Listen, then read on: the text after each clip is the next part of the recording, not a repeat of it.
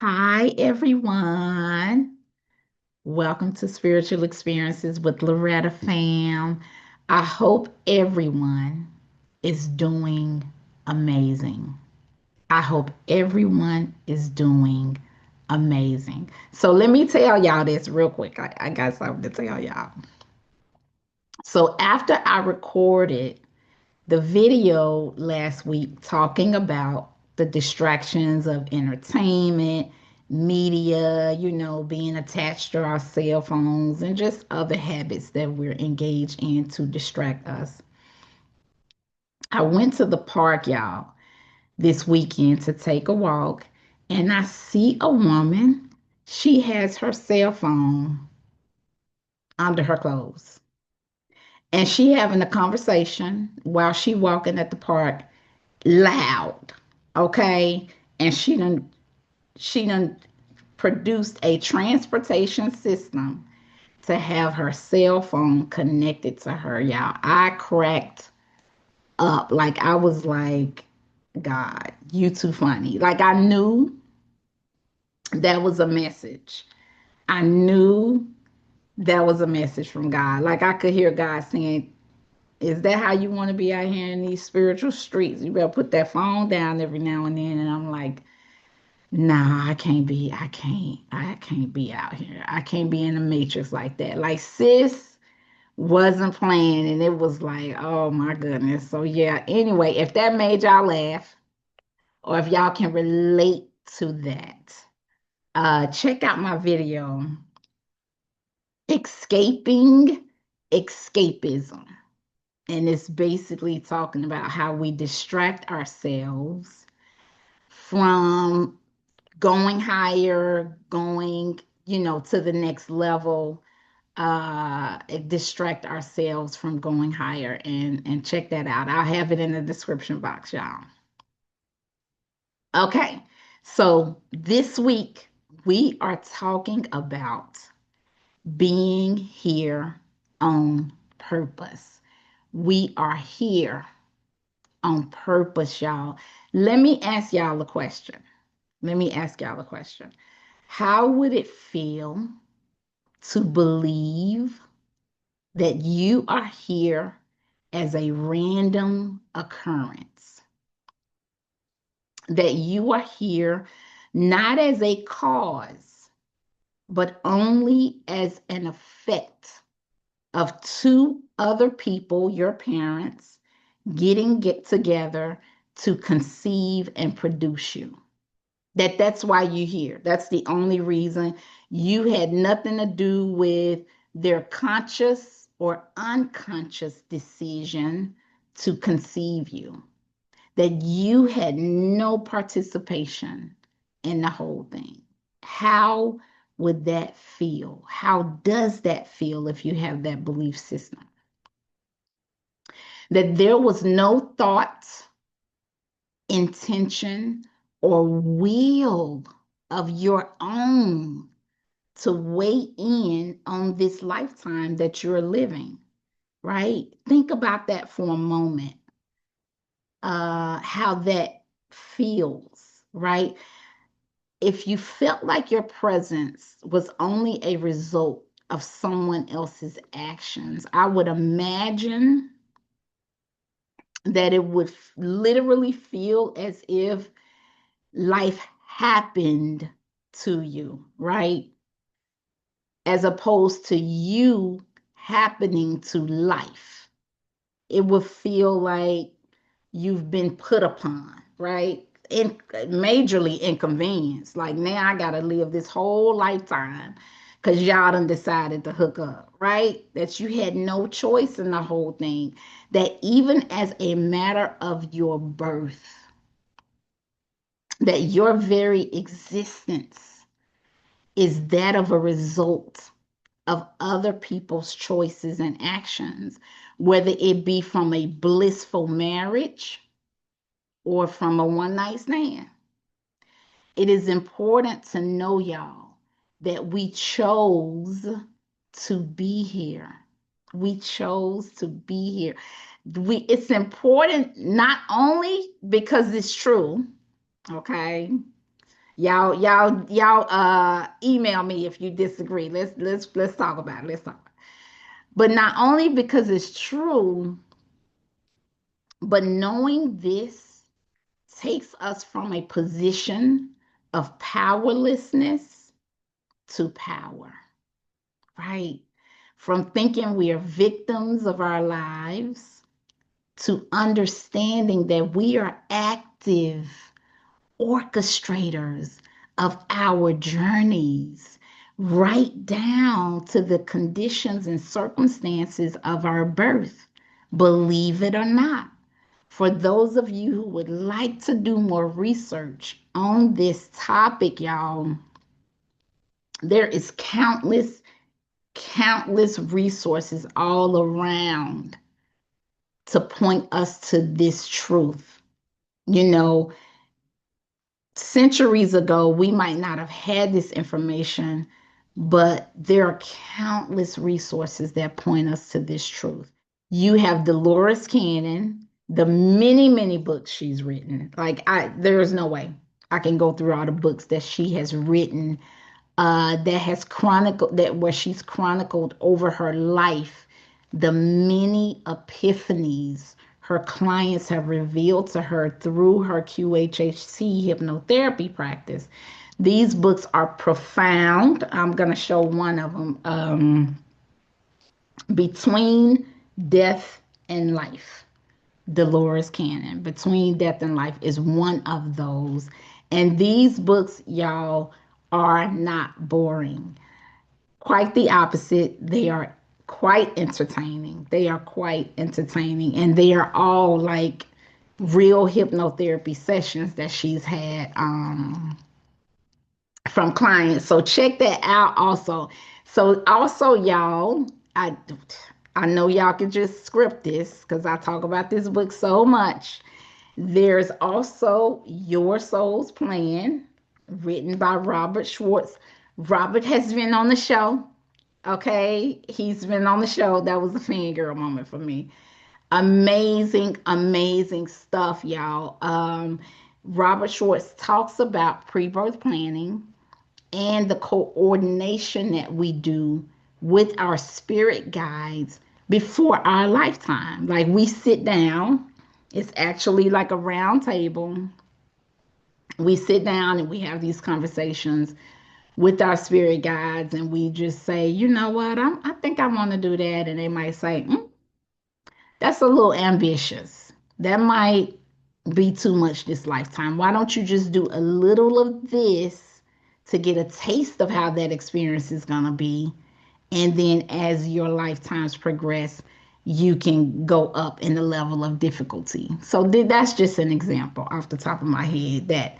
But Robert goes into that process, and he goes into why a soul might want a particular challenge in that particular lifetime. We choose challenges, y'all, that we'll think, why in the world would anybody want to choose to be in that situation? But there are soul level reasons, and we'll get into a little bit of how we can recognize what a soul level reason would be.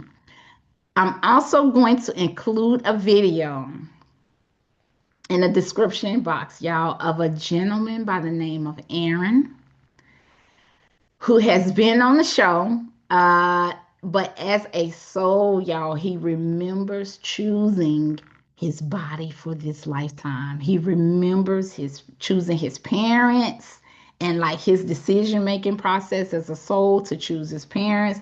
He remembers choosing like general circumstances of his life, even down, y'all, even down to the level of his attractiveness.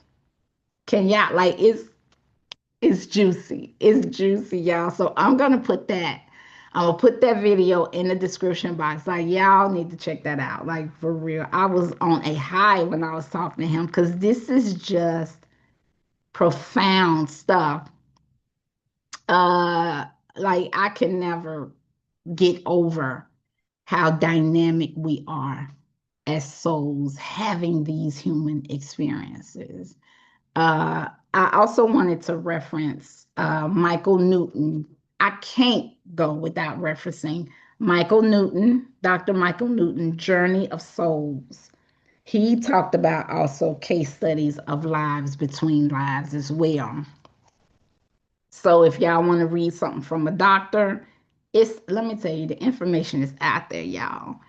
The information is out there. So if you don't believe me, but you have an open mind, I would recommend these books and so many, many more that goes into our decisions as souls to be here.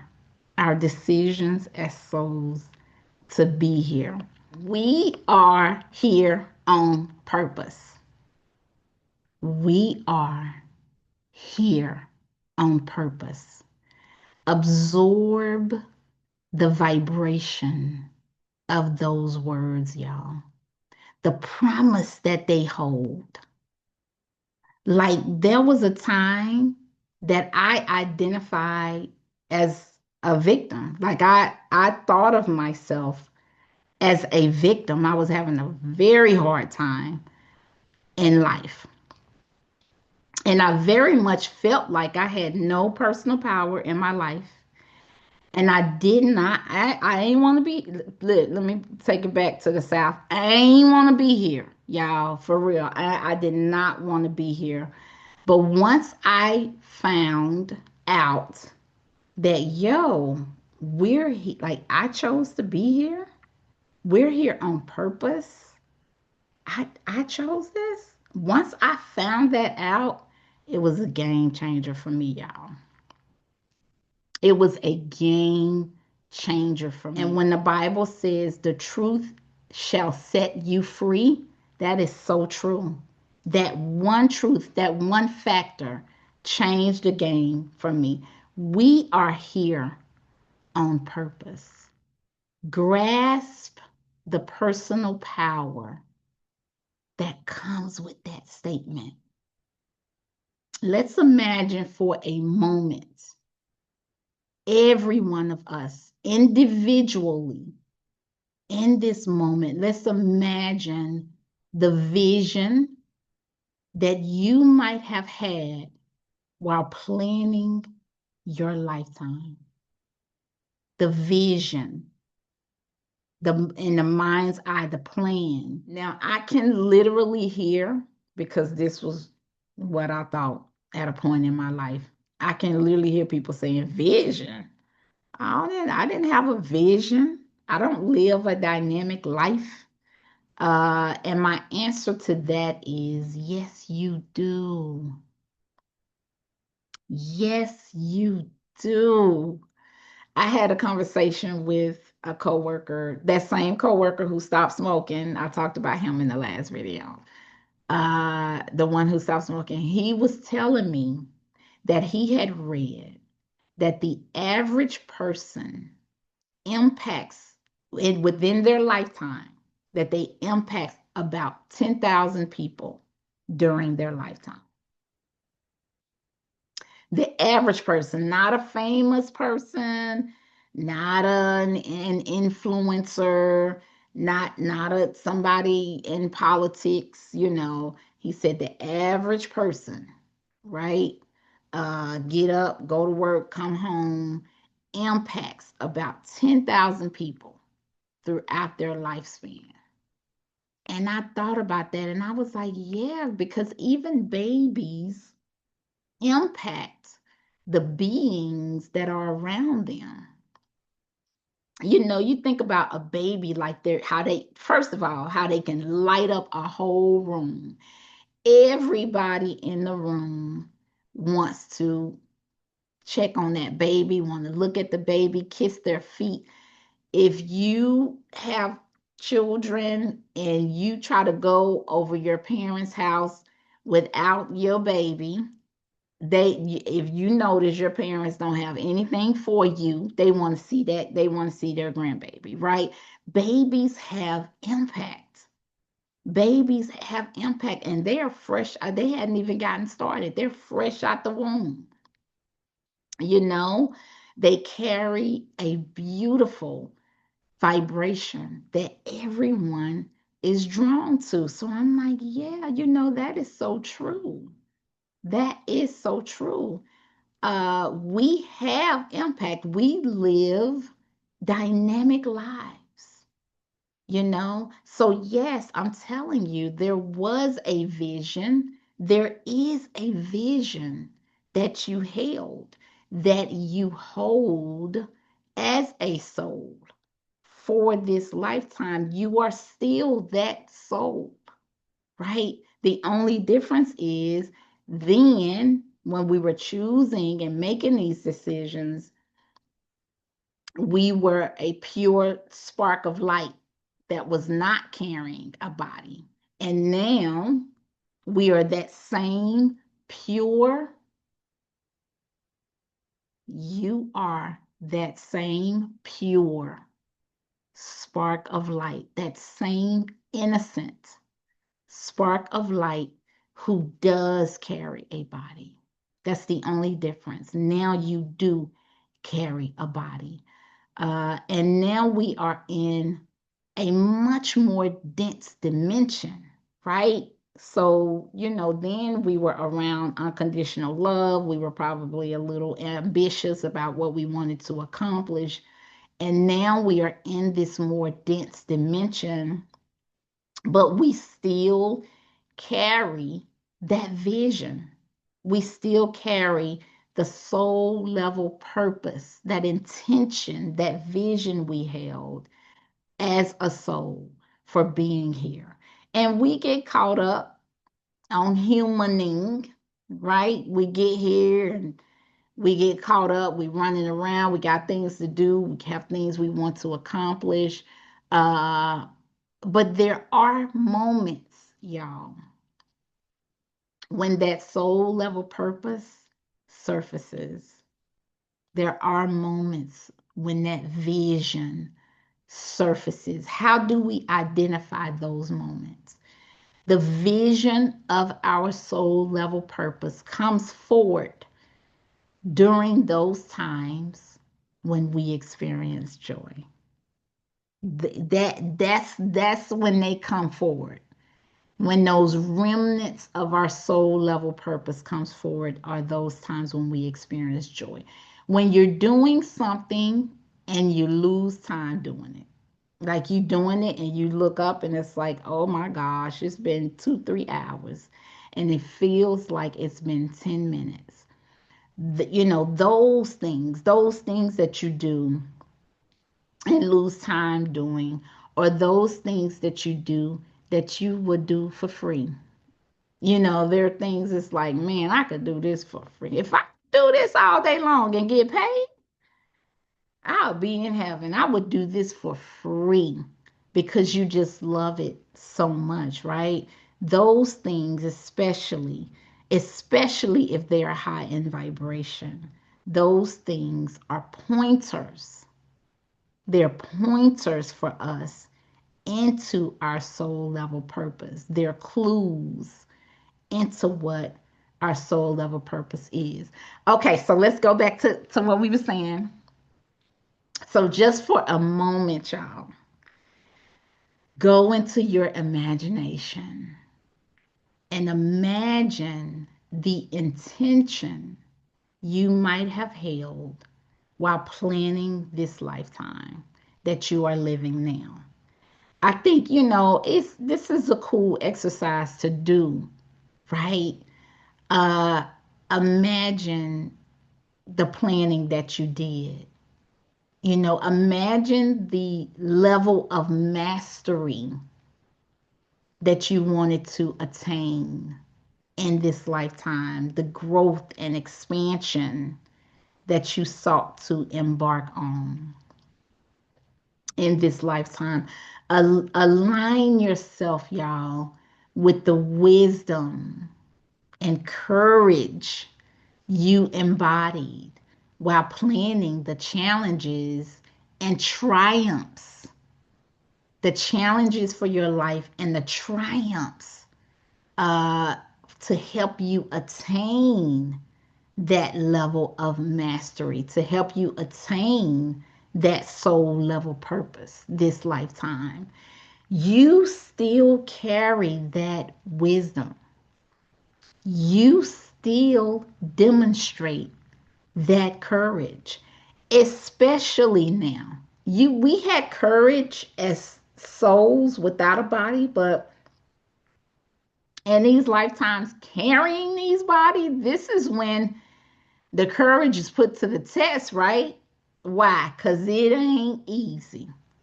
It is not easy being here, right? We all know that. We all know that. So you still embody that courage, and you still have that wisdom that you had while planning this lifetime. And what's so cool is we all have the opportunity, y'all, to pursue those things that we can imagine our soul wanted to embark on. We can do that now, right? Like for me, what makes me feel connected to my soul, of course, doing this, I love this. I love talking to y'all. But I was just having a conversation with a friend of mine about this. Is what makes me feel connected to my soul is when I sit down and write poetry. To me, there's no other form. There's no other art form that connects me with my soul essence, like writing a poem. And it could be about anything. But the style that poetry takes, it's just like, it just gives you life. It's something about poetry, y'all, that just does it for me. And Conversations with God, another book that I'm in love with.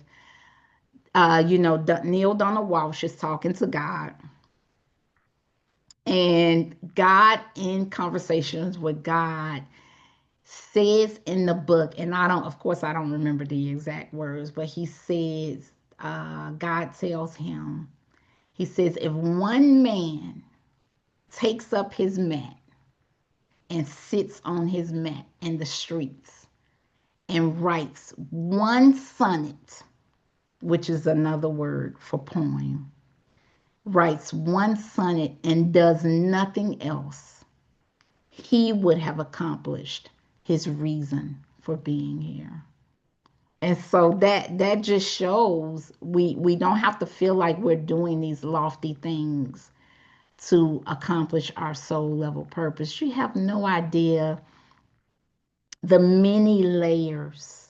We have no idea. None of us have no idea the many layers of the things that we wanted to accomplish. It could be smiling at somebody walking at the grocery store, like no idea the layers of why we are here. But allow yourself moments, y'all, throughout your days to imagine and align yourself with the energy of your soul and imagine, what did I want to accomplish this lifetime in concert with this body that I chose?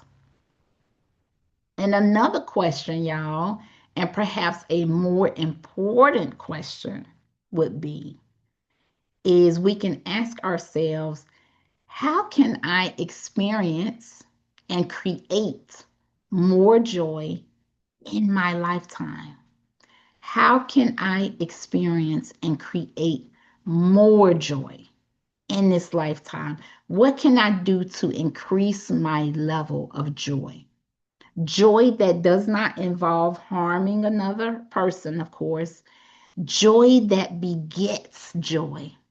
Joy that produces more joy. How can I do that? How can I be in an alignment of joy? We chose to be here, y'all. We chose to be here. And if I chose to be here, if you chose to be here, then doggone it, let me make it worth my while. Why wouldn't I? Let me make it worth my while. Let me laugh more. Do I laugh enough? Let me smile more. Let me write more. Let me ground on the planet more. Or you could say, I have a subscriber who likes gardening, and her YouTube channel just has these beautiful images of her gardening, which is something I've always wanted to do. But you could say, I like gardening, or I like cooking for other people. I love to watch people enjoy my food, or I like music, or whatever it is. Do more of that which gives you joy. And those are pointers to your soul level purpose. And I want to say that it gives me joy, y'all, to extend love to you all and to receive the love that you send back to me. So as we close out with a heart, because y'all know I can go all day long. So as we close out with a heart, y'all, please consider subscribing and press the like button and let me know, y'all, what comes up for you as you imagine your soul choosing this lifetime. What was the vision that I had held? What was the intention that I had? What are those relationships that I wanted to heal? What are those relationships that I wanted to heal? Are there curses that I wanted to break? Are there accomplishments that I wanted to make? Are there things that were in my previous lifetime that I allowed fear to prevent me from doing a certain thing? Now is my opportunity to overcome those things. Now is my opportunity to develop a level of mastery over those things, because I too share the energy of the divine. Nothing can stop me. Nothing can stop us. And so being in alignment, my crown chakra is like all over the place right now. Being in alignment with those things that we might have wanted to do as a soul, those challenges. I've heard that this lifetime is the end of a spiritual season. Like, this is the time when we finally, if we have something that's been dogging us for over many lifetimes, this is the lifetime to say, I'm kicking this on out the way. Next, we doing something else. We're overcoming that. We're mastering that. I'm not gonna let this dog me another lifetime. Listen, that's how it be, y'all. That's how it be. And so, and with that thought, y'all, it is important for me to tell you all, thank you for being here. Thank you for being here. And this statement carries even more gratitude because you decided to be here on purpose. That's a significant difference from being here fighting and screaming than to have chosen to be here to participate in this ascension process. Thank y'all for being here. And I see God in y'all, fam. I see God in you. Namaste. I love y'all so, so, so much. And I love talking to y'all. Can y'all tell? I love talking to y'all. So until next time, I don't know what we're going to talk about next time. Let me know in the comments what y'all want to talk about next time, and we could talk about it. All right. Until next time, love y'all. Have a beautiful, beautiful week. Talk to you later. Bye.